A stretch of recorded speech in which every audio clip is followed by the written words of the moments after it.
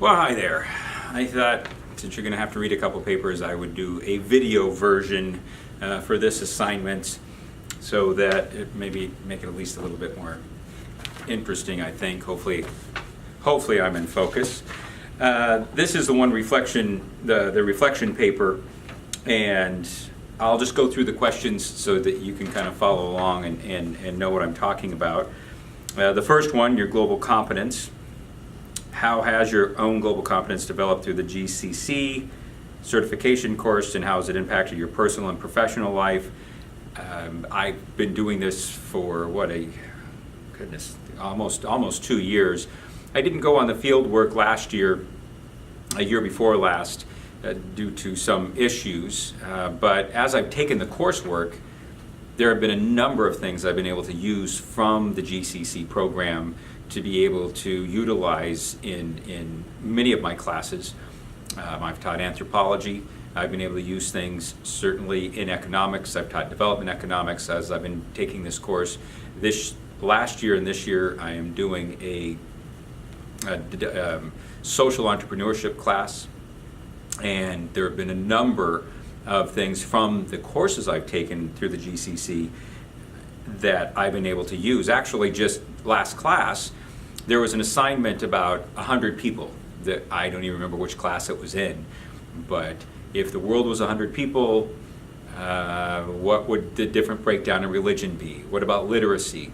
So in my social entrepreneurship classes, the semester's getting going, I had them actually do that assignment, put them in groups, have them decide. So there's definitely been some really good things. Now, as far as learning and insights, again, I think that comes from some of the different assignments, some of the readings. I don't think there's been an aha moment, but there have certainly been some interesting components to what I've been able to add in, as I said, specifically to what I teach. And how has your thinking about the world changed? I don't really think it has, just because the classes I've taught, the background that I have, I've definitely been able to see things that we've learned prior to what I was learning in the course. So not a bad thing, but I'm pretty familiar with it. And then how has your thinking about your position in relation to the world shifted? And it shifted a long time ago. And so this has just helped enhance it. Maybe not shift it, but certainly enhance it. The second question is experience with field work. Now, as I said, last year I didn't go, and this year I had an opportunity to do some work, not in Nicaragua, but as a person who has done field research for cultural anthropology. I've been able to travel widely for the past 30 years. Specifically, the research that I've continued to do, it essentially is the same thing. So the program has allowed me to utilize my background to fulfill my capstone project. And so one of the questions, what moments strike you from your field work and why? As a cultural anthropologist, or at least my master's being in that, when I have done field work, I think what's most fascinating is that moment, the first time I realized that I had no idea why I was doing the field work. I didn't know why I was there, what good I was doing, what good I could do. And I think that's one of those things when we look at global competency, is why and how we come into some place to quote unquote help. How do we go about doing that? And I think that was something I really got out of the field work when I've done my field work. Integration into your professional work. How have these learnings and reflections manifested in your current position? Because of the classes I teach, again, from development economics to social entrepreneurship to cultural anthropology as a course that I teach, there are so many things that I have brought into my professional life from my field research. But even as I said, there have been a number of things I've been able to bring in from the GCC into the courses that I teach and integrate them into a way that the students have found very interesting. Again, the 100 people exercise that I just did my last class yesterday, the students really were engaged in it and had good discussions. And so next class on Monday, when I have the class again, we'll be going out over it in class.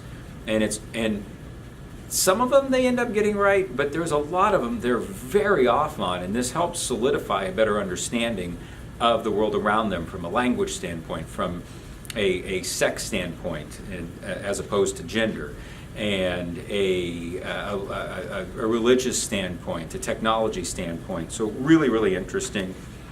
And then what impact did your field work have on your approach to your work? I think, as I've already said, the experiences that I've had in the field work that I've done over many years has so allowed me not to just have better stories, but in my mind, I think it is vital that as an educator, I'm able to bring in more than just a picture from a textbook that I didn't write, but a five-sensory experience in what it's like when you are someplace else. I think, to me, that's really important. Now, as far as the last part of this, the capstone, I'll be honest, I'm a little torn on some possible things to do for the capstone. I've certainly looked at some of the other capstone projects, and I really would like to be able to integrate some of the work that I've already done so that I'm not reinventing the wheel, but especially with schools that I've worked with in Kenya, specifically Kisumu, Kenya, and I really would like to try to integrate with my social entrepreneurship class. Back in 2009, the government of Rwanda decided that it was so important that young people understand how to create new things that they began making an entrepreneurship class a required course for graduation.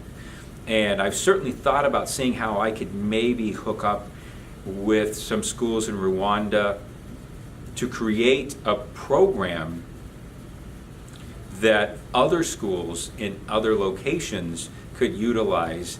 Not that everyone should be an entrepreneur, not that everyone can be an entrepreneur, but to develop the skills that entrepreneurship can provide to go beyond just creating a business. And so, and especially the design thinking. That's one of the things we use, the Human-Centered Design Toolkit in my social entrepreneurship class as the basis text for when they create their projects. And that's from the design school. Well, IDEO created it in Palo Alto, but the design school at Stanford uses it as well.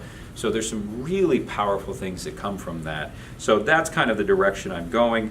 And I think the students and what groups, and so, and I think one of the questions what would have direct educational value to others. Again, I feel that the capstone project needs to be something that others can use.